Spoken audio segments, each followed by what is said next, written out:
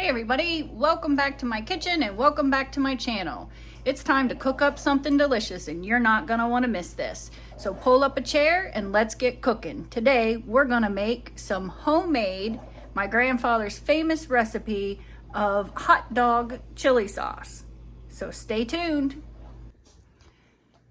So for this hot dog recipe, we're gonna need 1 green pepper, a half of a stalk of celery, 2 medium onions, 1 teaspoon of celery salt, 2 pounds of hamburger, 2 quarts of water, 2 teaspoons of ground red pepper, 3 teaspoons of paprika, 3 1/4 ounces of chili powder, salt, and pepper. First thing we're gonna do is finely dice up our peppers and onions. You can dice these into little chunks, but I like to puree them a little bit more. So you're just going to cut your pepper and get the seeds out of it. The easiest way, I think, is just to cut all those little membranes and then pull that out. That takes the biggest chunk out. And then, like I said, you can either finely dice these, and by fine, I mean like very fine. You're just gonna cut them into little. Fine as frog hairs, split 4 ways. Fine as frog hairs, split 4 ways. You ain't never seen frog hair. That's how fine it is. Oh, good Lord. So I would say because it'll reduce down, but I would say you want to cut it like that. I'm going to, because I don't really want the peppers in there in the chunk form. Same with the onions. I'm going to go ahead and puree everything. So let me go ahead and get this all cut up, and then we will put it in our little dicer and we'll chop it all up. We have those chopped up good enough to put into this little mini processor here. So we're going to just toss them right on in. I'll have to do it in 2 batches, obviously.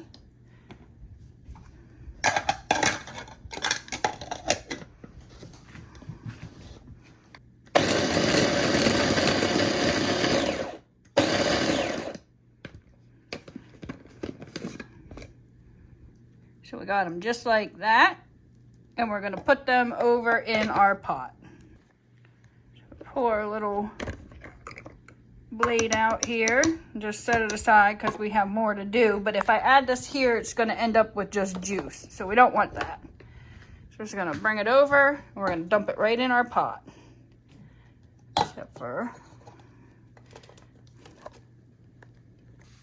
so we have those down in there, and we're going to add the rest and blend them up and then add them into it, and then we'll start it on our onions.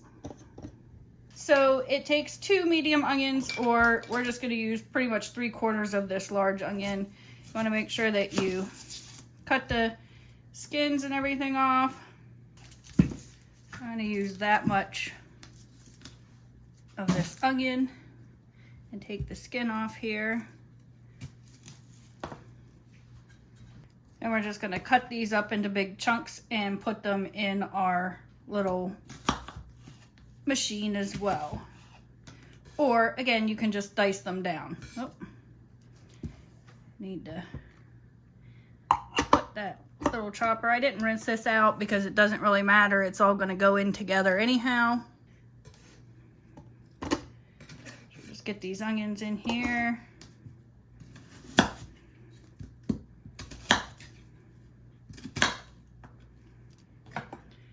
Chop them down.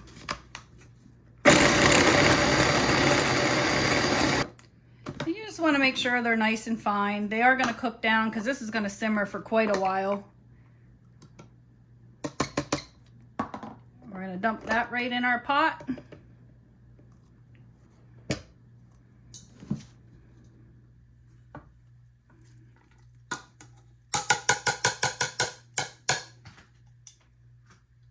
And we're going to do up the rest of our onion.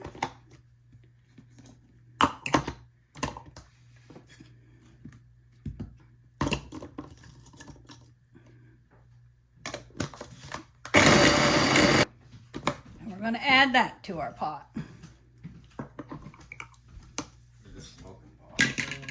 All right, so you have your peppers and onions down in your big pot. I use a big cook pot for soups or whatever.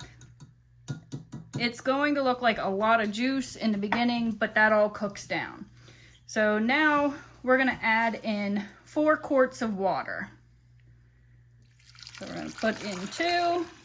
My ice is burning from them onions. 2 quarts of water. That's 1 quart. I'm gonna put another quart in. And that's your second quart. So 2 quarts of water. Then you need 2 teaspoons of celery salt. 1, 2, 3 teaspoons of paprika. So 1, 2, and 3. And 2 teaspoons of red pepper.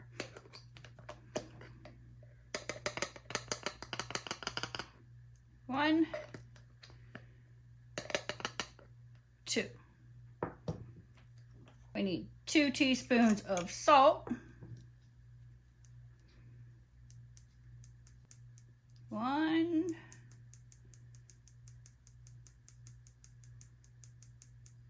2, and 3 of black pepper. And that's teaspoons again.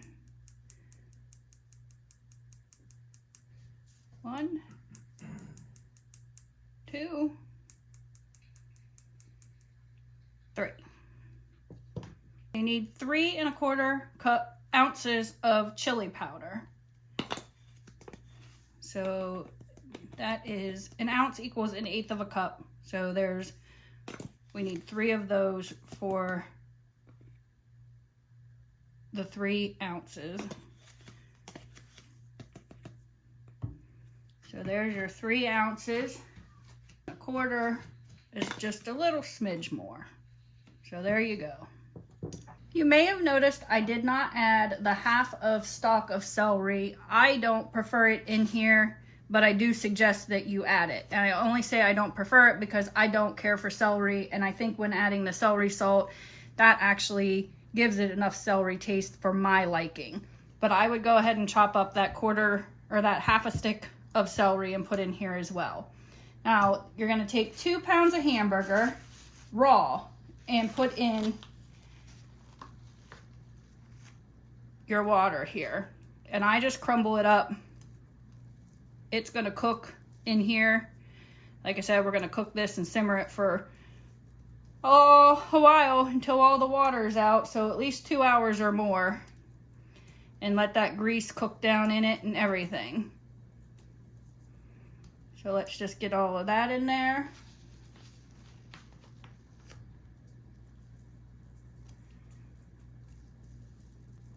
The point of putting it in raw is letting those greases and the flavor of the meat actually get in there.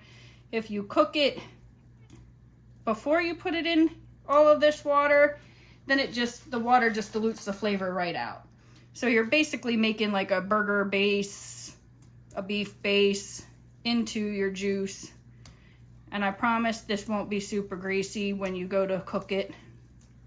And like I said, looks like a lot of water, but that all soaks up in there, and this is the best hot dog sauce. The funny story about this hot dog sauce is I always thought this was my grandfather's secret recipe, and I got with Scott and I was telling him we were making hot dog sauce one time, and he says, well, let's use the hot dog house, and I won't say where in case it's a recipe I'm not allowed to duplicate.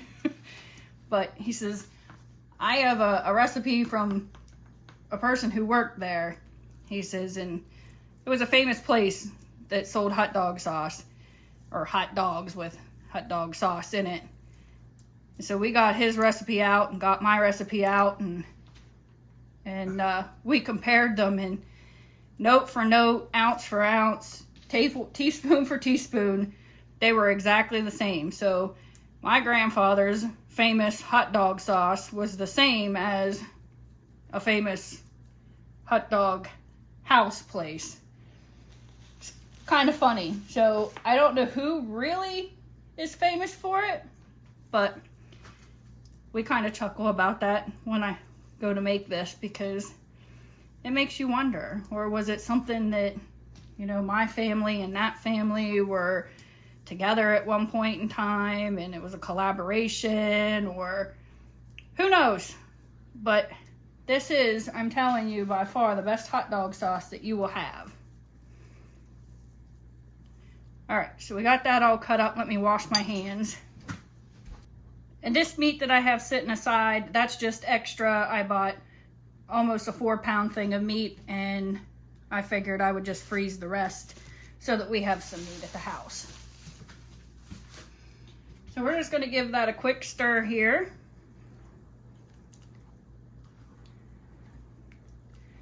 Try to mix all of that in there nice and together before we even get started on the oven, the stove top. We're going to put this on the stove top. And again, we've got our 1 green pepper. You should have a half a celery stalk in here, 2 medium onions, 2 teaspoons of celery salt, 2 pounds of hamburger, 2 quarts of water, 2 teaspoons of red pepper, 3 teaspoons of paprika, 3¼ ounces of chili powder, 2 teaspoons of salt, and 3 teaspoons of pepper. Now we're just going to take this over to the stove, and we are going to put this on a slow boil and just keep checking to make sure that the meat falls apart as it's simmering. So I'm just going to put this on, about right there for now, and put the lid on it, and we'll check it in a little bit and probably turn it down some. We got that to a pretty good boil there. We're just going to stir it and we're going to turn it down. We only want to keep this at a real slow boil for about 2 hours.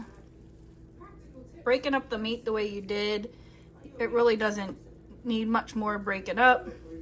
You can see that it's starting to cook in there and the greases are starting to go. That's what you want. But you want this to go for at least 2 hours till it's not soupy at a slow boil. Our hot dog sauce is complete. We just need to let it cool. It's cooked for about 2.5 hours. It's cooked off most of the liquid. We want to leave a little liquid because we are going to freeze some of it. So you want that liquid when you unthaw it and cook it again. Our hot dog sauce we had in the refrigerator overnight. As you can see, there's not a lot of juice in it and not a lot of fat, but we're going to pack this up now in some containers to put in the freezer, and then we're also gonna have some on some hot dogs today, and we're gonna make some baked beans and throw it in there. So let's get these all packaged up. We have 4 containers, obviously different sizes, but we have those ready for the freezer. We have enough for some hot dogs, and then we're gonna throw this little bit in with these baked beans. So what I like to do is I actually like to take some saran wrap and put in here, try to help seal it up just a little more and keep it fresher longer. So what I'll do is I'll go ahead and I'll take some saran wrap and I'll push it down and get all the air out. Place my lid right over the top, and then I go ahead and wrap it a little more with saran wrap. Now, if you have a food saver or really good freezer tight containers, you don't need to do this. If you're going to use it pretty soon, you don't need to do this. It does stay for a while. I just like to take that extra precaution and keep it from getting freezer burnt.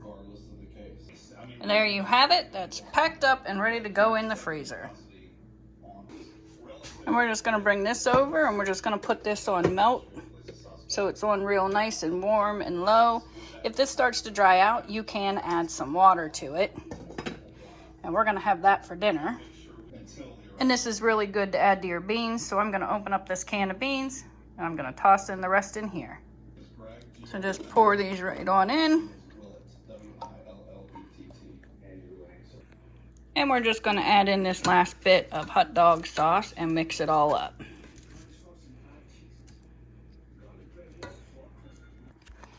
This hot dog sauce is good for even adding into some macaroni salad or potato salad, anything like that. So you can do a whole lot with it depending on what you want, but because it is a holiday, we're just gonna have some hot dogs, baked beans, and some macaroni salad.